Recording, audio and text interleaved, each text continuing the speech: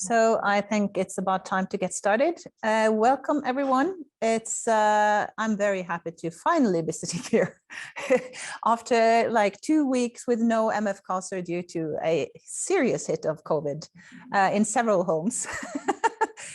We are finally here. So it's really a pleasure to see you all, and welcome also to those of you who are following us on Zoom.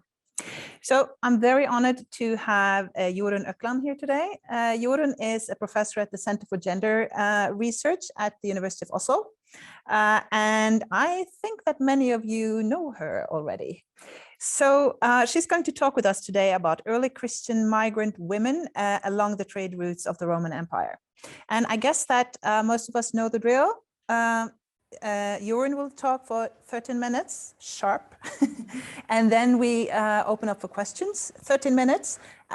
If you want to pose a question, you can either do it in the chat if you're following us on Zoom, or you can move over to the mic and pose a question from there if you are in the room here. So I think we're ready to start. Jorunn, please take it away. Thank you very much. Thank you for coming. It's so nice to see people in real life after all of this time. And since I don't know the drill, I have prepared a PowerPoint with some photos.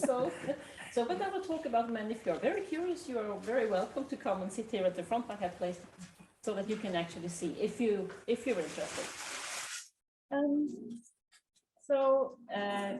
This project brings together many areas of my work, so it's kind of an intersecting project. I bring with me previous work on early Christian women, as mentioned primarily in the letters of Paul, but of course also works of old and new colleagues, Turi Carlsen, Seim, Marianne Katzov, etc. from the Faculty of Theology, and of course also elsewhere, working on women also in Gospels and Deuteronomic Pauline literature, but intersecting that with much of the archaeological work that I have been kind of involved in and overseeing now the past 6 years in Greece as director of the Norwegian Institute. And also new theoretical interests and of course new challenges regarding, for example, to the issue of migration, which is very relevant these days. Well, since this is a PowerPoint, I can jump a little bit back and forth. An interesting question in the Gospel of John is in chapter 1. Where Jesus starts to collect his disciples, and then at some point they ask him, "Rabbi, where do you live?" And then he doesn't give an immediate answer to that, but then he kind of says, "Oh, I'll show you." And then the text says that, well, and then they followed him, and then he showed them. But it didn't specify in any way what kind of domicile this was. Was it a tent? Was it under a stone? Was it a house? Was it some kind of permanent thing? Because elsewhere he says that the Son of Man does not have a head. They have somewhere to put his head. And I think that these texts we simply have not taken seriously. We have constructed missionary journeys of Paul. Those constructions only arrived when the early missionary movements of Europe started to emerge in the 1700s, maybe a little bit before. Before that, there was no missionary journeys of Paul. So the whole idea is a modern construct that came with the Enlightenment. Yeah. Can I move the mic a little closer to? We're just having trouble here. Okay. Thank you. Is it better now? I hope so. Yeah. Okay. So before that, and when you read both Paul's texts and when you read the Acts of the Apostles, there is no talk of missionary journeys. It's just because then it's kind of the idea of the missionary journeys is constructed as like modern missionary societies. You have a sending organization and you send someone out, and it doesn't work. It's not very strong. Let's try my pocket. Should I? This? Yeah, let's Just try that. okay. But there is no clear picture of a sending organization in Acts, and of course not in Paul. So what happens if we take seriously that Paul never talks about a home? Paul was from Tarsus, but it's never mentioned that he goes home to Tarsus. And also when we look at how people who were not upper class would have to live and work, most of the jobs that were available for those who were not slaves of a household were along the roads. So a lot, in my opinion, a lot of pieces fall into place if we stop imagining that people had a home that they returned to after doing a job stint in Corinth or in Ostia or in Thessaloniki, because they had to travel to have a job. And certainly it has done so for me, you know, both with how Jesus' home after his public appearance is not mentioned anymore. Paul of Tarsus, he was from Tarsus, but apparently never returns, etc. So I also brought a picture that I found in a museum in Argos this autumn. It was from a cave. They had found inside the cave jewelry and religious items like crosses and things like that, that showed that, or that at least led the archaeologists to assume that this is probably a small Christian group that has sought refuge inside the cave in the period of unrest around 400, 500 something around that time, around Argos.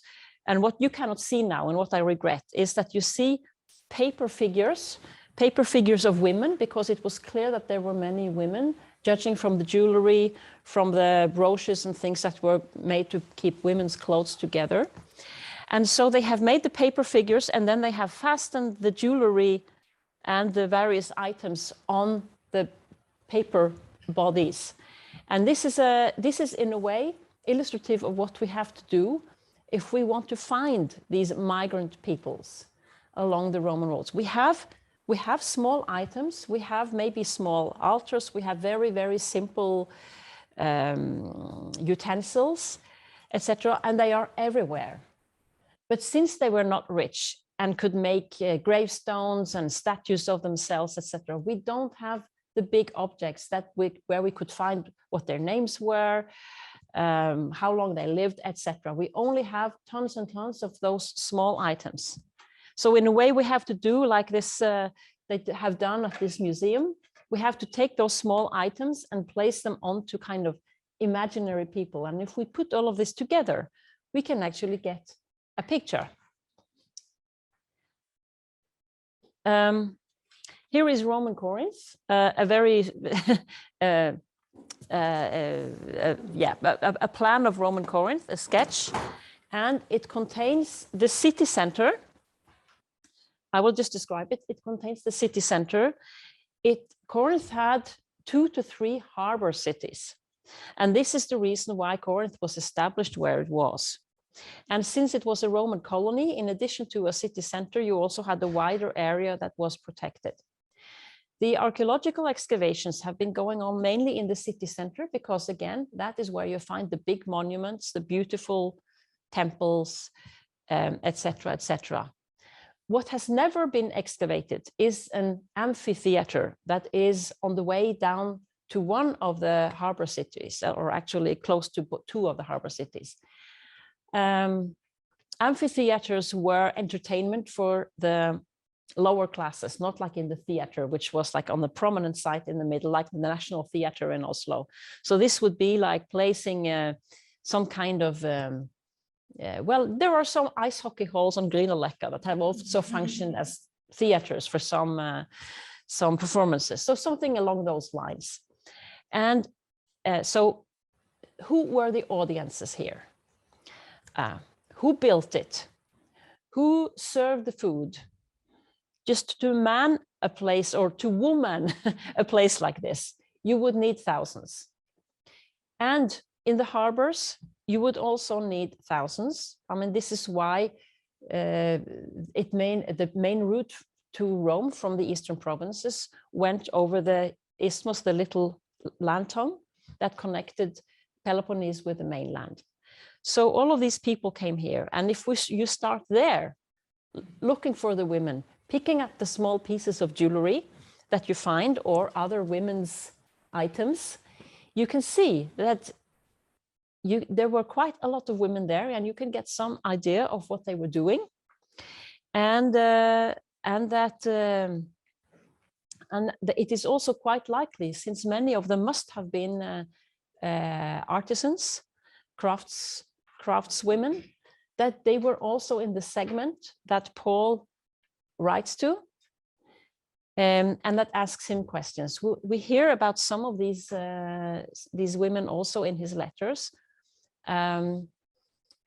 We hear about, and also in the Acts of Apostles, we hear of leaders of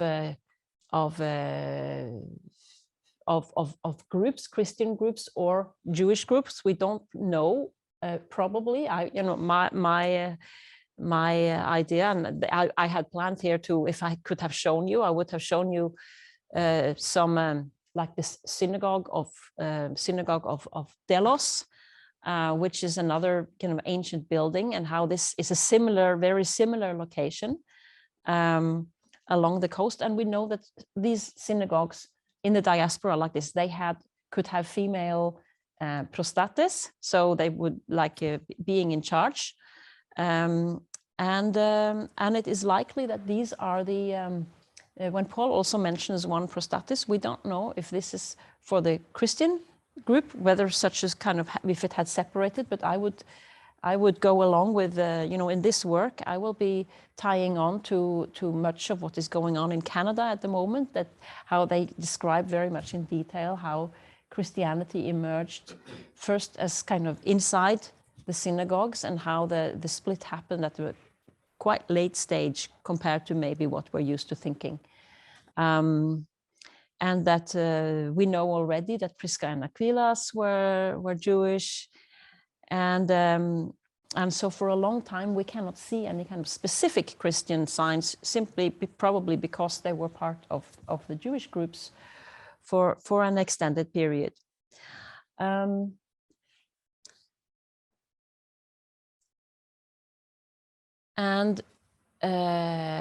Yeah, I just kind of, we could, I know Mary Jane is following on the Zoom, so we could have talked about Ostia. So if we say that there are in these important node cities, like Corinth and the harbor cities, Cenchreae, Lycaon, and partly also Isthmia, there are important services. It's a good idea for Paul to travel there and to start preaching, but it's also places that need a massive amount of male and female workers that can never afford to buy a house, maybe just have a couple of slaves, but not enormous amounts. So it would have been very lively places where people lived their life more or less in these public spaces. And some would need to cook, some would need to give accommodation, some would need to provide entertainment, some would need to provide transport, and all sorts of assistance. And since these are groups that don't leave so much traces in terms of inscriptions and buildings, we tend to forget them. Like we tend to forget the migrants in our own day.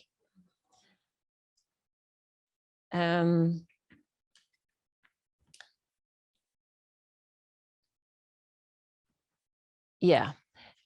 Also, I realize I'm close to the end, but I would also like to draw the attention to the New Testament scholar Stanley Stowers, and many of those working in the same vein are now kind of his former students, and he has said that letters are interesting not only in terms of what they say, but the content, but it's also interesting to consider letters as speech acts in a way. What does a letter do? What does a letter do as a material fact? And a letter, to send someone a letter, is an excellent way of connecting one group in one place with another group somewhere else. So it's what kind of actions can you do with a letter? You know, you can exert authority over a group which is elsewhere, not where you are, and you can impress, because you can write something in advance and you can send it, and everyone will think that you are smarter than if you had just stood there and said something from the top of your head. And it also shows that you are a person full of resources, because you can afford to have a slave who can write the text down for you. You can afford to send someone off with a letter to transport it to the other place. You have access to the writing materials. So this also presents you as a relatively well-off person. So having these small notes in all of these small cities, it's a very good idea to send letters, to make them all feel connected and in touch. And I think that this is also a way of kind of excavating the women of the early Christian movement. Thank you.